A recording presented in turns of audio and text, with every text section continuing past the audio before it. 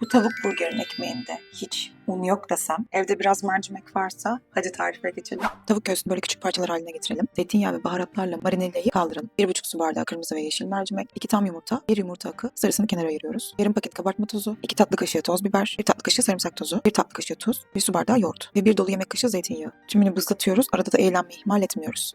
Şöyle pürüzsüz bir kıvam alacak. Hamburger ekmeği yapacağımız kapları alıyoruz. Ön pişirmeye 180 derece 10 dakika pişiriyoruz. Kırmızı soğan, biraz zeytinyağı ve bolca balzamik ekliyorum. Tuz ve karabiberi ekledikten sonra şeker eklemeden yapacağım için ağır ağır pişiriyorum. Ekmekleri fırından çıkartıyorum. Üzerine ayırdığım yumurta sarısını ve susama ekliyorum. Tata 20 dakika daha piştiler, böyle gözüküyorlar. Önceden marinelediğim tavukları yağsız tavada pişiriyorum. Hamburgerin sosu için ketçap, hardal, barbekü ve küp küp doğradığım turşuları ekleyip karıştırıyorum. Ekmekler biraz soğuduktan sonra en zevkli kısma geçiyorum. Sos, yeşillik, domates, tavuk, soğan, tekrar sos ve kapatıyorum.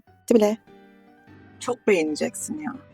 Bu ekmeğin içinde un olmadığına kimse inanmaz. Ve tadı çok güzel.